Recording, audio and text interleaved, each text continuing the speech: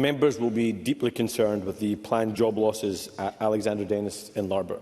Our thoughts are with the workforce. Alexander Dennis is an industry leader in bus manufacturing, but this news was not inevitable.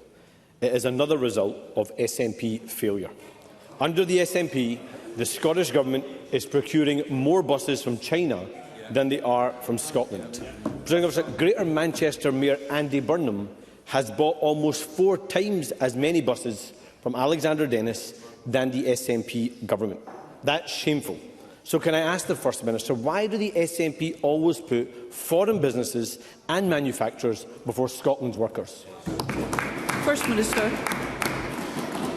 President, so before I come on to address the question that Mr Sarwar has put to me, may I take this opportunity, it's the first time I've had the opportunity since Parliament reconvened this week, to welcome Davy Russell to Parliament as the Member of the Scottish Parliament for Hamilton, Larkhall and Stonehouse, and wish him well.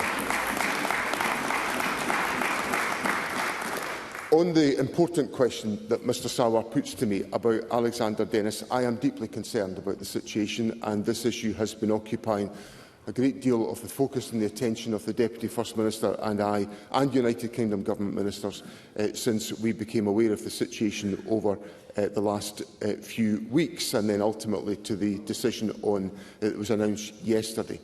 What the Scottish Government has done we've engaged with the company, and over a series of years we have supported Alexander Dennis in the development of their facility in Larbert and in Falkirk.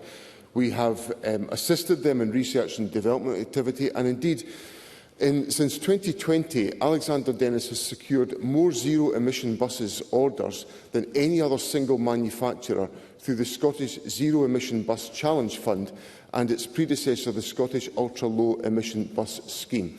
So we have, within the existing arrangements that are permissible, seen a situation where Alexander Dennis have secured more zero-emission bus orders than anybody else. Now, obviously, most bus orders are procured by private organisations in Scotland, run by commercial operators in a deregulated market, and any decisions that the Government is taking must be consistent with the Subsidy Control Act of the United Kingdom, which of course is a material issue in this issue.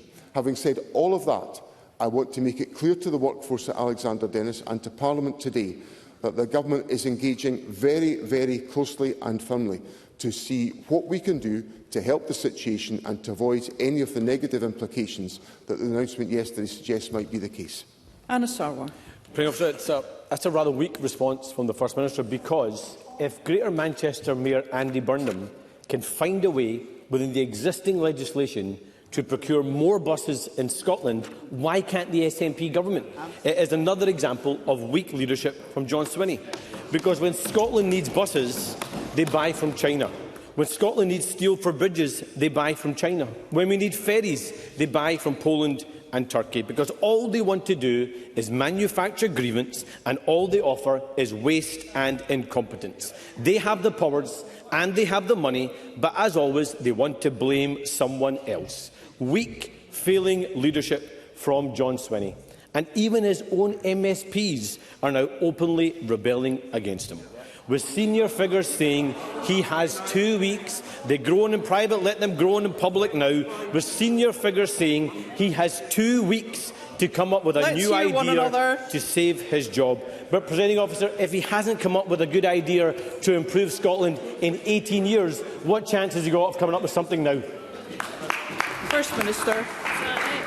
Well, what I'm doing, and what the workforce of Alexander Dennis will not be surprised I'm doing, is that I'm focusing on the situation facing the workforce at Alexander Dennis. That's what I'm doing. So let me just tell Mr Sarwar what the Government has done and what it's done over many years to support Alexander Dennis. We've provided £58 million of funding for zero-emission buses since 2020 through the Scottish Ultra-Low Emission Bus Scheme. Scottish Enterprise has also supported Alexander Dennis with £30.3 million in research and development support as a contribution to their research and development activity. Now, that's been part of the partnership that's been undertaken between the Scottish Government and Alexander Dennis. Now, in his comments the other day, Paul Davis, the President and Managing Director of Alexander Dennis, said this, and it's about bus orders, and it's material to the answer I've just given Mr Sarwar. The stark reality is that current UK policy does not allow for the incentivisation or reward of local content, job retention and creation, nor does it encourage any domestic economic benefit. Now, that is the implication of the Subsidy Control Act. Now, what I am doing, what the Deputy First Minister is doing, this is what's commanding my attention and my focus just now, is how can we find a way in which we can remain legally compliant with the Subsidy Control Act and to enable that, these obstacles to be overcome. Now, in that endeavour, we are engaging very closely with the United Kingdom Government, and I welcome the fact that we have had engagement with the UK Government, and indeed, in a joint letter from the Secretary of State and the Deputy First Minister to the company, the Deputy First Minister and the Secretary of State say this: our governments continue to work closely together on a range of shared issues to support domestic industries in Scotland, and we are keen to work closely with Alexander Dennis at this challenging time. Now, that's us indicating that we are going to do everything we can to find a way through the Subsidy Control Act provisions so the government can continue to operate within the law, which we must do, but also we can support manufacturing in Scotland, which is my priority. Anas Sarwar.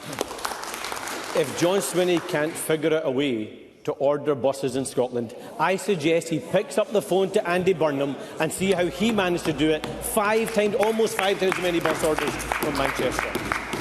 John Swinney and the SNP are out of ideas, out of steam and out of time. Failing to support Scottish manufacturing jobs is just one example. After 18 years in charge, falling education standards, rising violent crime, a deepening NHS crisis, more lives lost to drug deaths and billions of pounds of wasted money. Everyday Scots pay the price for SNP incompetence and are expected to be thankful for it. So it's no wonder that, as shown in Hamilton, Larkhall and Stonehouse, Scots are seeing through the spin and voting for a new direction. But it's not just the public, Presiding Officer. One SNP MSP said about John Swinney: there is no energy, no fire, no boldness, no long-term vision. They're right, aren't they? First Minister. Listen, Mr Sarwar can conjure up all the stuff he wants. He can go through his press cuttings. He can practice it in the mirror in the morning and see how it sounds. I'm going to be focused on delivering answers and solutions for workers who face difficulty in the country. And while Mr Sarwar postures, I'm going to deliver for the workers of Scotland.